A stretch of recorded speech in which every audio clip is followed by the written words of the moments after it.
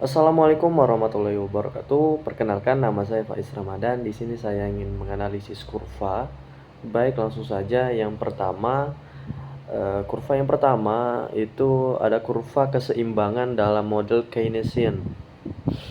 Nah, terdapat dua gambar di kurva itu. Nah, kurva yang pertama itu ada pasar uang dan pasar barang.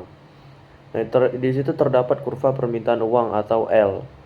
Ada L0 dan L1 adalah kurva permintaan uang.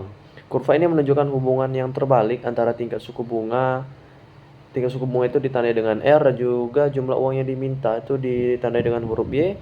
Jika semakin tinggi tingkat suku bunga, maka semakin rendah jumlah uang yang diminta. Begitupun juga sebaliknya.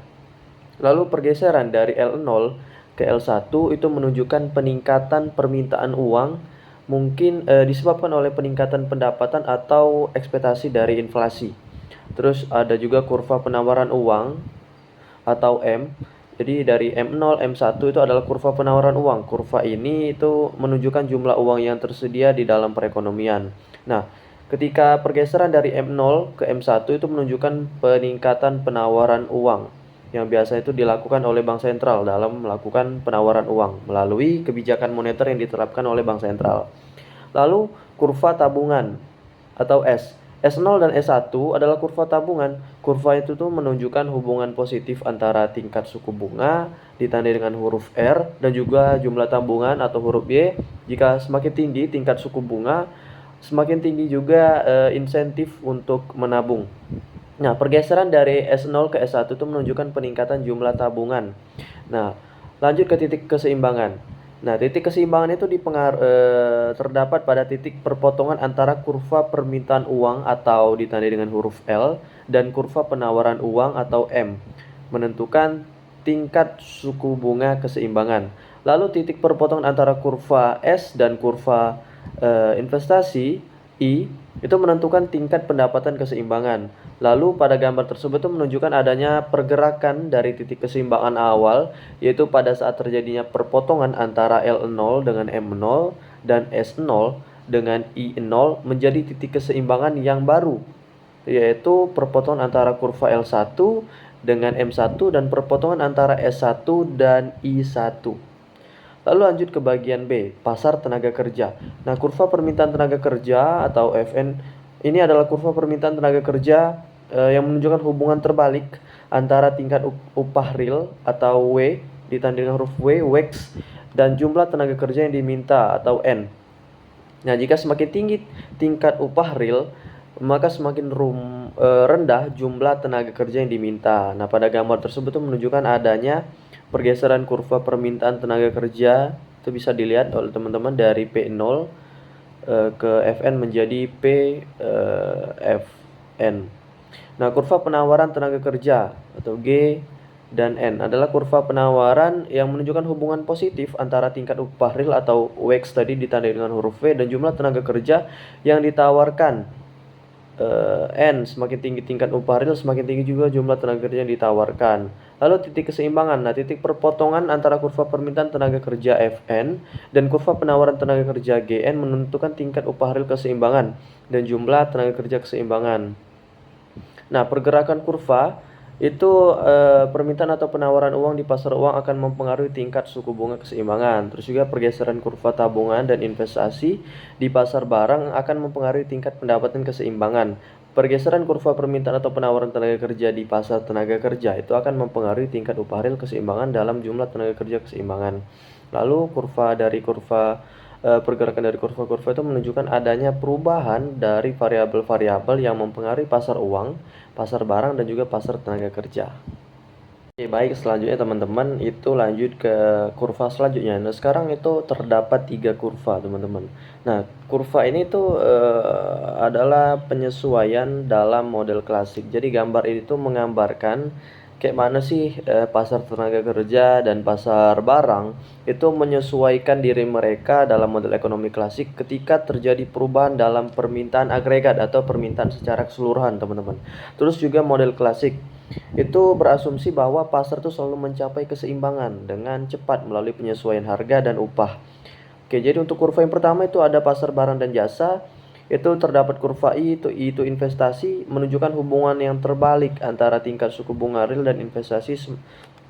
Ketika tingkat suku bunga tinggi, maka semakin rendah investasi. Terus juga kurva S tabungan, menunjukkan hubungan yang positif, semakin tinggi tingkat suku bunga, semakin tinggi tabungan. Lalu kurva M permintaan uang itu menunjukkan hubungan terbalik. Jadi semakin tinggi tingkat bunga, semakin rendah permintaan uang. Lalu ada kurva L itu menunjukkan penawaran uang yang tetap. Nah, pergerakan kurva, jadi pergeseran kurva I dari I0 ke I1 itu menunjukkan penurunan investasi yang bisa disebabkan oleh penurunan kepercayaan bisnis atau ketidakstabilan perekonomian dalam suatu negara. Lalu pergeseran kurva S itu dari S0 ke S1 itu menunjukkan peningkatan tabungan yang disebabkan oleh peningkatan pendapatan atau perubahan preferensi konsumen. Lalu pergeseran kurva M dari M0 ke M1 itu menunjukkan peningkatan terhadap permintaan uang yang bisa disebabkan oleh transaksi yang meningkat dalam perekonomian atau ekspektasi inflasi. Lalu pergeseran kurva L0 ke L1 itu menunjukkan penurunan penawaran uang yang dapat disebabkan oleh kebijakan moneter yang ketat. Lalu perpotongan kurva I dan S itu menentukan tingkat suku bunga keseimbangan real atau R dan output keseimbangan Y. Perpotongan kurva M dan L itu menentukan tingkat bunga keseimbangan nominal. Lalu kurva bagian B itu ada pasar tenaga kerja. Nah, kurva permintaan tenaga kerja FN itu menunjukkan hubungan terbalik antara upah real dan permintaan tenaga kerja. Jadi semakin tinggi upah real, semakin rendah permintaan tenaga kerja. Lalu kurva penawaran tenaga kerja itu punya hubungan positif, semakin tinggi upah real, semakin tinggi penawaran tenaga kerja. Lalu ada perpotongan kurva juga di situ. Perpotongan kurva permintaan dan penawaran tenaga kerja itu nantinya menentukan tingkat upah real keseimbangan atau ditandai dengan huruf W, WACS, dan tingkat tenaga kerja keseimbangan N. Nah, ini ada kurva bagian ketiga, kurva C itu dampak dari perubahan harga. Nah, bagian ini menunjukkan bagaimana perubahan tingkat harga atau price mempengaruhi keseimbangan di pasar tenaga kerja, teman-teman. Terus peningkatan tingkat harga P itu akan menggeser kurva permintaan dan penawaran tenaga kerja hingga ke atas. Nah, pergeseran ini nih bisa menyebabkan peningkatan pada upah nominal, tetapi tingkat upah real itu tidak berubah secara signifikan. Nah, tingkat tenaga kerja keseimbangan atau N itu bisa berubah tergantung elastisitas kurva, permintaan dan penawaran tenaga kerja. Baik, teman-teman, selanjutnya lanjut ke kurva yang ketiga. Jadi kita bisa langsung analisis saja pergerakan dan juga dampak dari pergerakan kurva ini. Itu bisa dilihat dari pergeseran kurva permintaannya. Nah, jadi ketika peningkatan G atau pengeluaran pemerintah itu bisa menyebabkan kurva permintaan itu bergeser dari D0 ke D1. Itu menunjukkan bahwa setiap tingkat harga kuantitas barang atau jasa yang diminta itu bakal meningkat. Terus keseimbangannya juga berubah. Pergeseran kurva permintaan tadi itu mengakibatkan perubahan titik keseimbangan pasar. Jadi harga keseimbangan itu meningkat dari P0 ke P3. Dan juga bukan hanya harga, melainkan juga kuantitas keseimbangan juga meningkat dari Y0 ke Y2. Nah, lalu apa sih dampaknya terhadap pasar?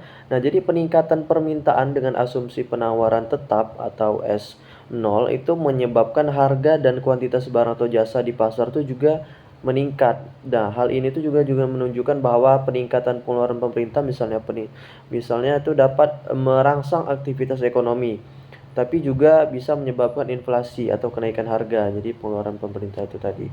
Nah, terus interpretasi ekonominya, jadi gambar kurva itu tuh memberikan efek dari peningkatan permintaan agregat pada pasar.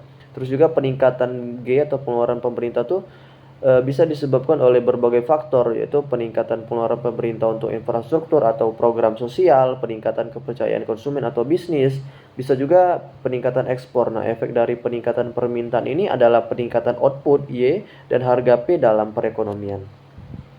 Baiklah, sekarang lanjut ke kurva keempat, yang mana kurva keseimbangan dalam model statis dengan peningkatan M itu jumlah uang beredar. Nah, jadi gambar yang pertama itu ada pasar barang dan pasar uang. kurva IS atau I0. Kurva IS itu mempresentasikan keseimbangan di pasar barang. Jadi menunjukkan kombinasi antara tingkat suku bunga, pendapatan, dan di mana investasi itu sama dengan tabungan.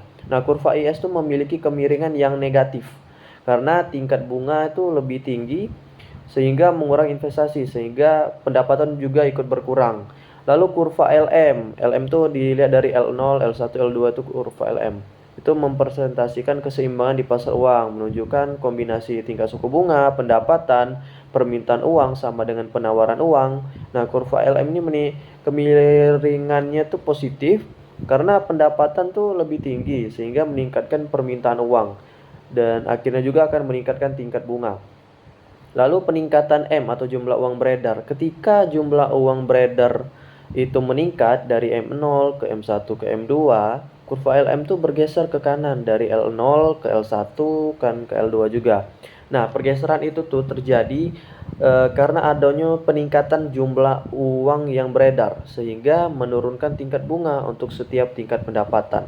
Lalu apa sih dampak tingkat bunga dan pendapatan itu? Nah, ketika peningkatan M itu menggeser keseimbangan dari titik awal R0, Y0 ke titik baru sehingga R2, Y2, nah tingkat bunga itu juga menurun dari R0 ke R2 dan pendapatan bisa meningkat dari Y0 ke Y2. Nah, lanjut ke gambar kedua, itu pasar tenaga kerja. Nah, permintaan tenaga kerja P0 dan juga P3 itu kurva permintaan tenaga kerja menunjukkan hubungan antara upah real W per P dan jumlah tenaga kerja yang diminta atau ditandai dengan huruf N. Kurva itu memiliki kemiringan yang negatif pada upah real yang lebih tinggi. Perusahaan cenderung mempekerjakan lebih sedikit tenaga kerja pada saat itu. Peningkatan harga umum atau P, price, mengurangi upah real untuk setiap tingkat upah nominal W, menyebabkan kurva permintaan tenaga kerja itu bergeser ke kiri. Itu bisa lihat teman-teman. Terus juga penawaran tenaga kerja itu menunjukkan hubungan antara upah real dan jumlah tenaga kerja yang ditawarkan. Nah, kurva ini memiliki kemiringan positif karena pada upah real yang lebih tinggi, pekerja cenderung menawarkan lebih banyak tenaga kerja. Nah, dampak pada upah dan tenaga kerja. Jadi, pergeseran kurva permintaan tenaga kerja ke kiri karena kenaikan harga itu mempengaruhi keseimbangan pasar tenaga kerja. Terus juga keseimbangan tenaga kerja bergerak dari N0 ke N3, kemudian ke N. Selanjutnya itu upah nominal WACS berpotensi meningkat juga seiring pergerakan keseimbangan. Jadi kesimpulannya model statis ini peningkatan jumlah uang beredar tuh memiliki beberapa dampak kayak penurunan tingkat bunga, peningkatan pendapatan, kenaikan harga, dan perubahan keseimbangan pasar tenaga kerja. Baiklah, itu saja pemaparan dari saya mengenai kurva. Saya akhiri, wabillahi taufiq wal hidayah. Wassalamualaikum warahmatullahi wabarakatuh.